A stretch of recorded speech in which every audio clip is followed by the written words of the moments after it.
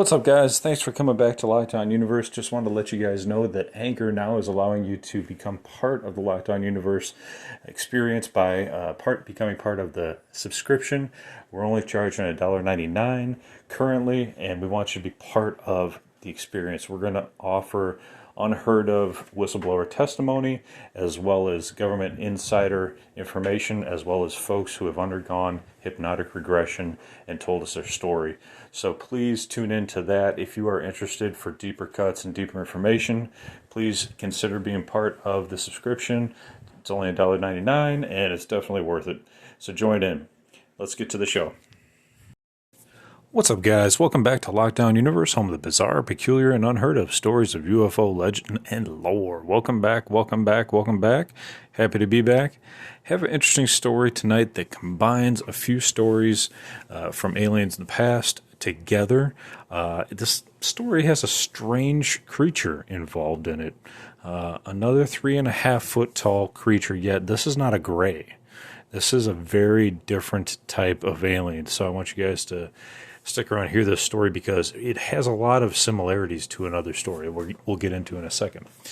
But this story occurred in 1967, November 2nd, and it comes to us out of the UFO Casebook.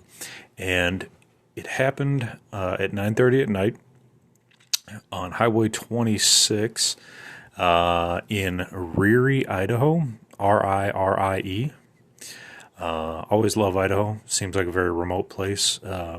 Some very interesting things happen there. So anytime you get a remote place with a lot of woods and a few folks, guarantee you there's going to be some UFO and alien activity going on.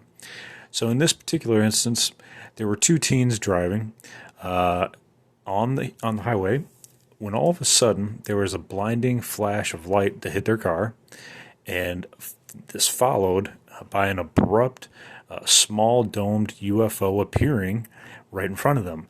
Now, check this out. There's a few interesting pieces of this story because, one, the alien involved is very different than a lot of aliens that we've talked about.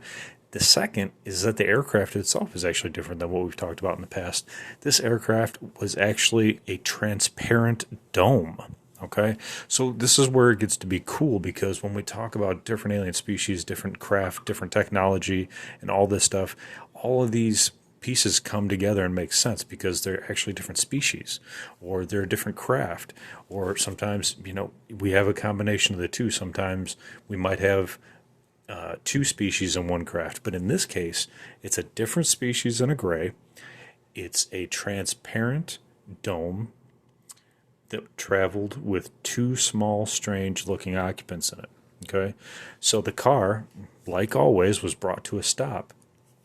One of the boys, his name was Begay, who was the driver. It didn't apply his brakes.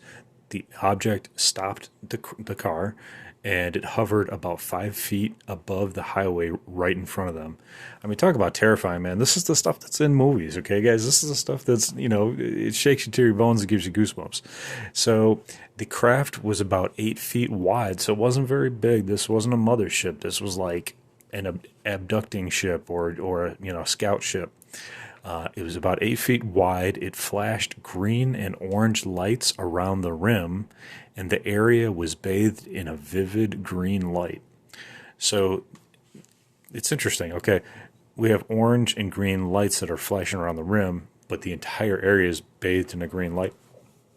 So the dome then opened as if a hinge allowed it to open, and one creature emerged, apparently floating to the ground.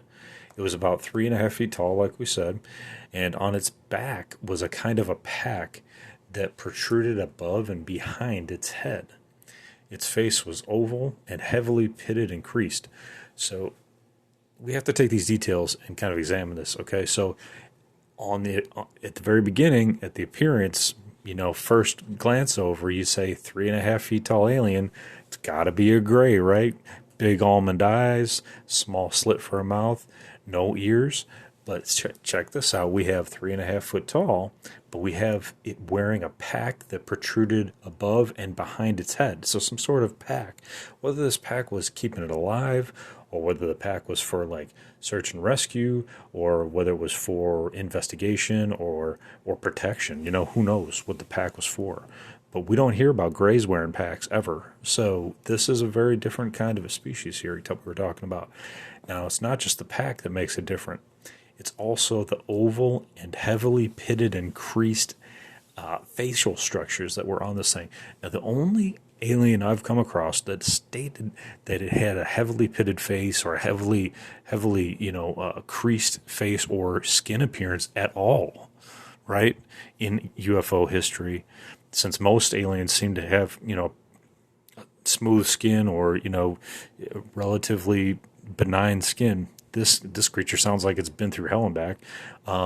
The only other creature was the Pascagoula case, where that creature defied all other forms of appearances of aliens. That creature was so bizarre that it just doesn't have any other alien that could compare to it.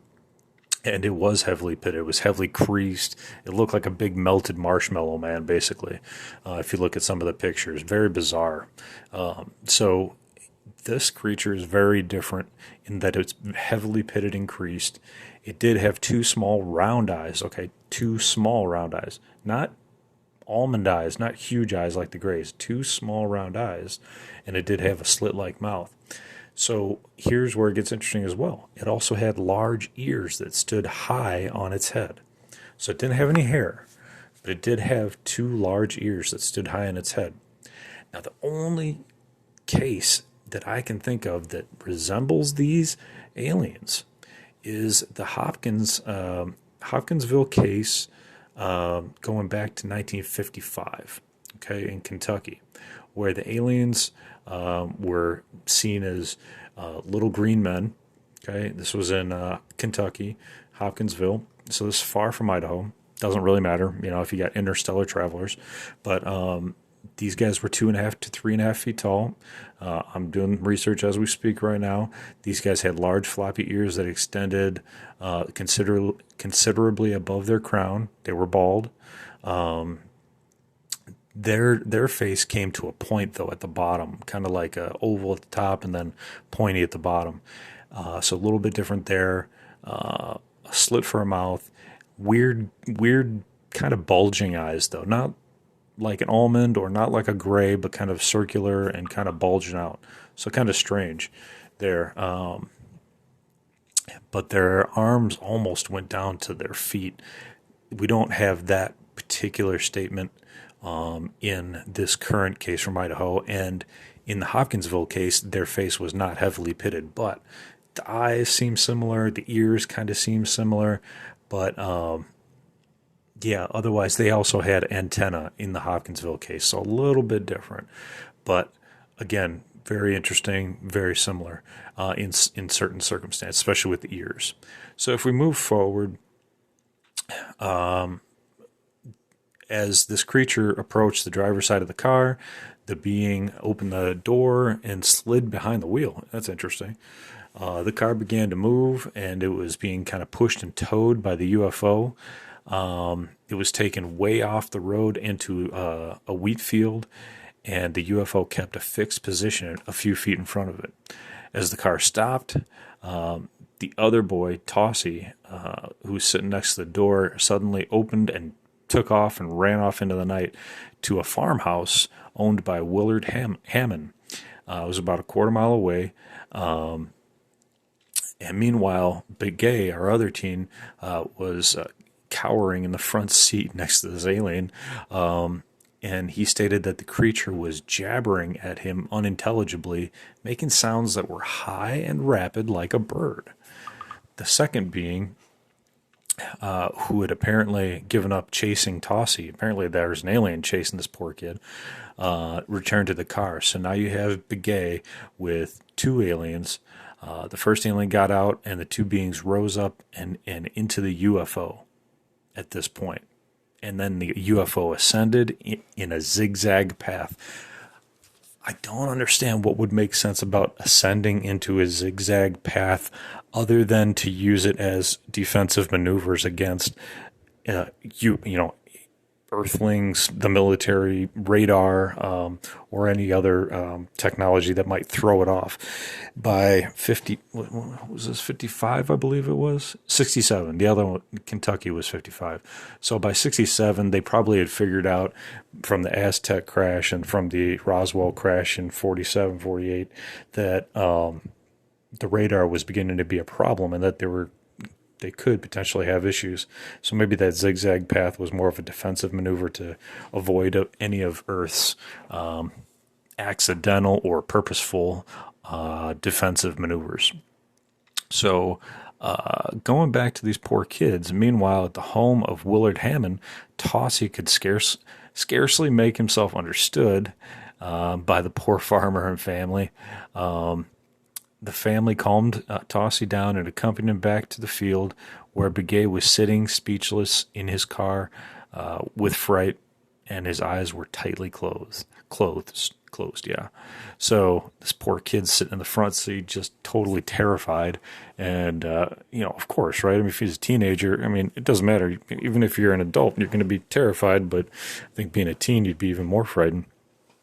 You think you know the world, and all of a sudden your entire world is flipped upside down. Man, I hate to think what their heart rate and blood pressure would have been. Probably would have been enough for a stroke. But as they came back, the engine was running and the lights were on. About 15 minutes had elapsed from the moment that the young men had seen the flash. Hammond, the farmer, listened to their story and then followed the poor kids home in his car. So they stopped at a bar, or Hammond stopped at a bar. Not the kids. He followed them home. Hammond, the farmer, stopped at the bar and told the sheriff his story. The sheriff just happened to be at the bar. And later, both witnesses, both of the boys, also came by and voluntarily told the sheriff, in their own words, what had happened. The state police were summoned and an investigation began, and they discovered that a number of local farmers actually reported that their cattle had bolted during the evening for unknown reasons, and others claimed to have seen lights in the area.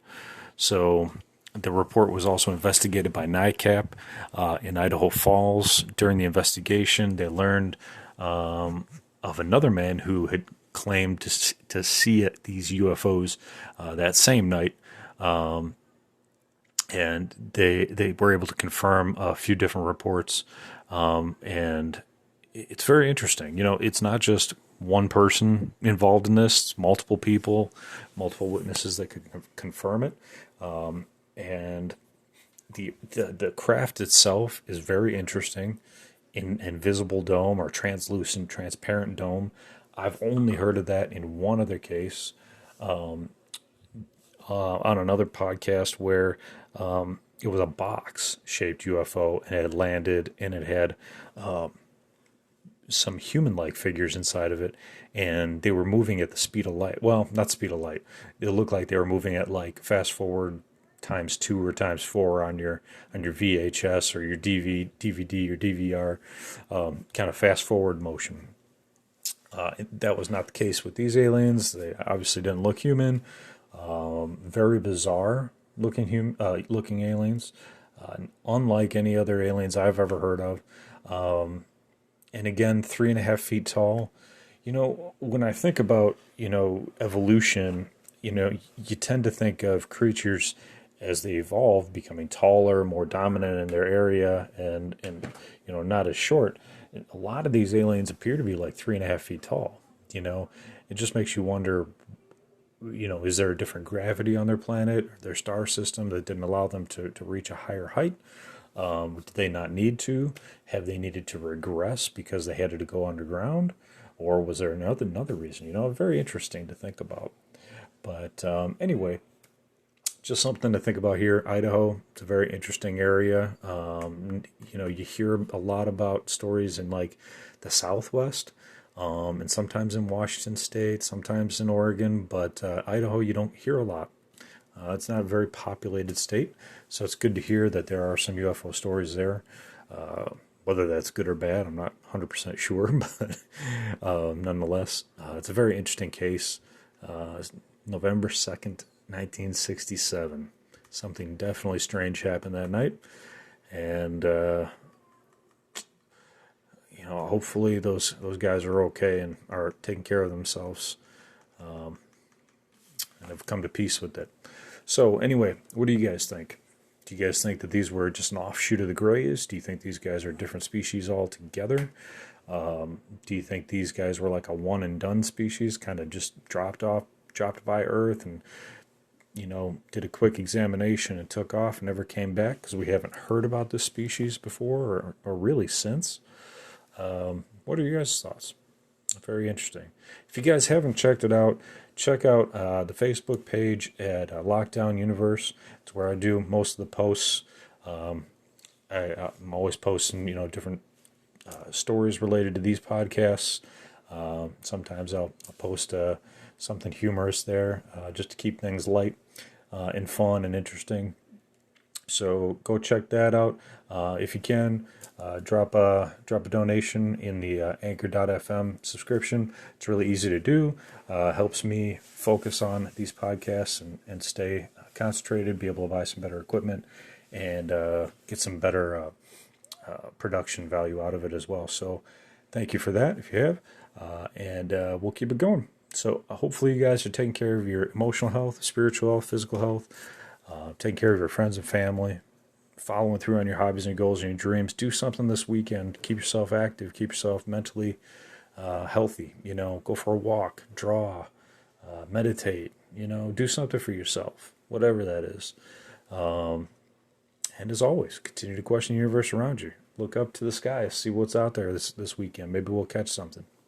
Until next time, guys, Lockdown Universe is out.